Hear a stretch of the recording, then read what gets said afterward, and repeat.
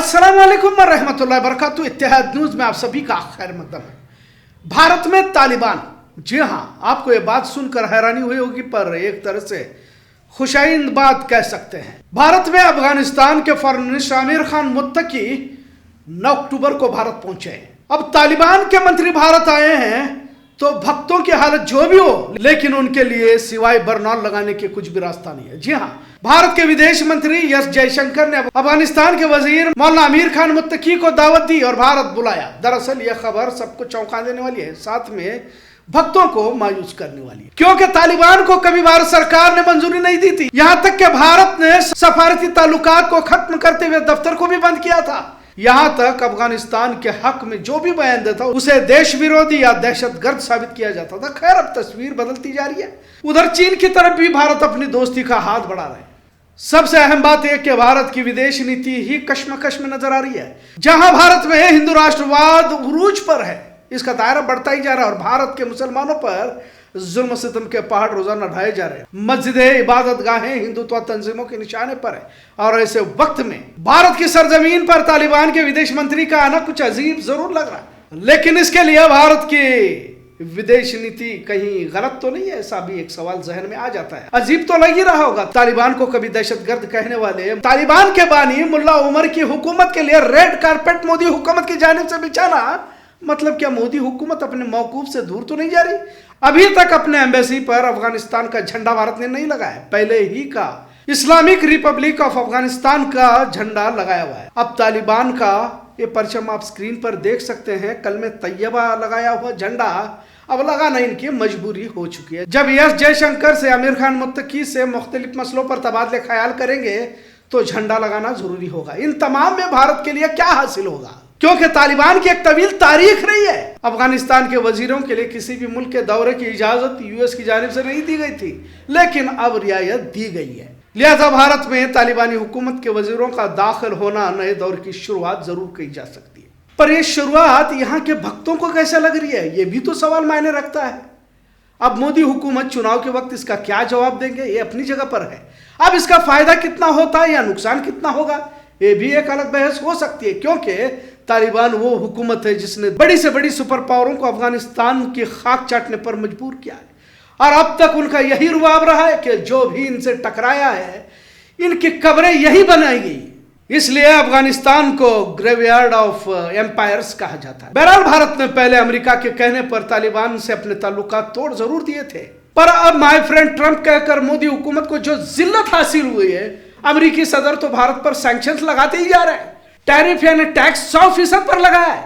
भारतीयों को हथकड़ी लगाकर घर वापसी की जा रही है। वीजा पर भी नए नए कानून थोपे जा रहे हैं, नए कानून बनाए जा रहे हैं। भारतीयों को अमेरिका में पढ़ाई करना काफी मुश्किल होता जा रहा है। मतलब जिस तरह मोदी बिला वजह ट्रंप या इससे पहले के जो भी सदर आए उनके गले ही पड़ रहे थे ताकि कुछ फायदा हो जाए, अब इनका हर पैंतरा उल्टा ही पड़ता जा रहा है। लिहाजा रूस से तेल खरीदने पर और भी ट्रंप की जानिब से नाराजगी मोदी हुकूमत ने ली है। अब मोदी हुकूमत को हर लिहाज से विदेशी नीति बदलना पड़ रहा है। तभी तो लाल आंख कर जवाब देने की बात करने वाले मोदी अब चीन से भी अपना इश्क लड़ा रहे हैं और बरकरार रखे हुए हैं। इन सब में ज्यादा तवज्जो की बात यही रही कि तालिबान में भारत में आना और अब तो देवबंद मदरसे को भी आमिर खान मुत्तकी का दौरा बहुत जल्द होने वाला है और ये दौरा बहुत कुछ बयान कर रहा है। साथ में वो ताजमहल को भी जाएंगे और भी कई जगहों पर वो भारत में जाएंगे, क्योंकि वो पूरा हफ्ता यहाँ पर है। आपको ये भी बताता चलूं कि तालिबान का पाकिस्तान के हक्कानी नेटवर्क से गहरा ताल्लुक है। हक्कानी नेटवर्क लड़ाकू तंजीम है जो अफगानिस्तान पाकिस्तान के सरहदी इलाके वजीरिस्तान में सरगर्म है।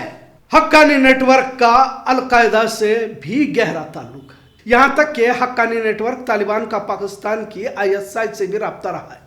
अब जो बातें आपके सामने रखी है यही तालिबान का एक चेहरा है, पर अब गोदी मीडिया तालिबान हुकूमत की फजीलतें गिनवा रही है। इतनी बेशर्म और दोगली मीडिया शायद किसी ने इस धरती पर तो नहीं देखा होगा। कुछ दिन पहले तक तो भारत की यही मीडिया देवबंद मदरसे को आतंकियों का अड्डा बता रही थी, लेकिन अब जब से आमिर खान मुत्तकी देवबंद का दौरा करने वाले हैं की बात सामने आई तो अचानक भक्तों को भी मोहब्बत का इजहार करना पड़ रहा है। खैर, तालिबान की मुख्तसर तारीख को भी समझना जरूरी है, क्योंकि इसी तालिबान ने सुपर पावर रशिया और अमेरिका को लोहे के चने चबाने पर मजबूर कर दिया था।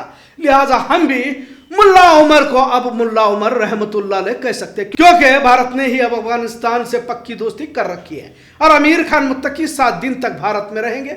आज ही अमीर खान मुत्तकी ने दिल्ली में प्रेस कॉन्फ्रेंस कर पाकिस्तान अमेरिका को इशारा भी दिया है कि हमारी दोस्ती के दरमियान ना आए। खैर, जहां भारत में हिंदुत्व तंजीमों का दायरा वसी होता जा रहा है, मुसलमानों पर जमीन तंग की जा रही है, वही भारत तालिबान जैसी कट्टरपंथी हुकूमत को भारत में बुलाकर क्या हासिल करना चाहता है। तालिबान का मतलब ही तालिबे इल्म यानी विद्यार्थी, इल्म हासिल करने वाला। तालिबान मदरसे में पढ़ने वाले बच्चों को कहा जाता है और खासकर रशिया ने अफगानिस्तान पर कब्जा करने के लिए पूरी ताकत लगाई थी जब यूएसएसआर मतलब रशिया सुपर पावर हुआ करता था, United states of Soviet Russia. खैर, जब अफगानिस्तान में यूएसएसआर कामयाब नहीं हो पाया तो 1990 के दौरान अफगानिस्तान छोड़कर भागना पड़ा। अल-कायदा को अमेरिका ने हथियार सप्लाई किया। ओसामा बिन लादेन की पहचान भी यही से हुई। रशिया के टुकड़े हुए एक सुपर पावर का दौर अफगानिस्तान में खत्म हुआ। वही अमेरिका यहाँ पर अपना कब्जा जमाना चाहता था, लेकिन अफगानी पठान को एक आजाद कौम कहा जाता है। किसी की गुलामी करना इनके खून में नहीं है। कहते हैं यहाँ के पठान सुलेमान अलैहिस्सलाम की कौम है, लिहाजा अल-कायदा का दायरा वसी हुआ। पर तालिबान ने अफगानिस्तान पर अपनी हुकूमत कायम की,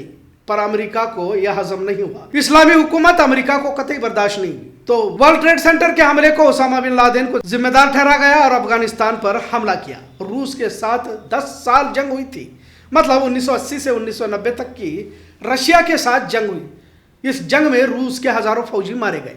1991 में रूस के टुकड़े हुए और इसी वक्त अफगानिस्तान खाना जंगी का शिकार हुआ और यही से तालिबान का आगाज भी हुआ कह सकते हैं।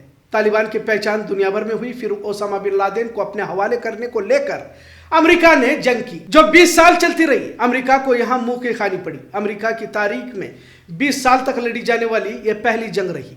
तालिबान ने काबुल पर कब्जा किया, अमेरिका हथियार छोड़कर भाग गया। 2020 में अमेरिका की बाइडेन हुकूमत ने फौजियों को वापस बुलाया। यहां फिर एक बार हजारों अमेरिकी फौजी मारे गए। बहरहाल, पहली मर्तबा जब तालिबान ने काबुल पर कब्जा किया था, भारत ने अपने एम्बेसी 1996 में बंद कर दिए और ताल्लुकात को खत्म कर दिया। 2001 में तालिबान की हुकूमत फिर से खत्म हुई तो फिर से एम्बेसी को खोला गया।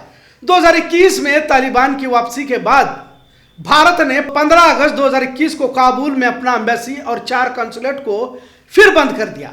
अफगान शहरियों को वीजा जारी करना भी बंद किया। लेकिन अब 10 अक्टूबर 2025 को भारत ने तालिबान हुकूमत के साथ ताल्लुकात को बेहतर बनाने का फैसला किया और इसका ऐलान भी किया और इस ऐलान के साथ काबुल में एम्बेसी को शुरू भी किया गया।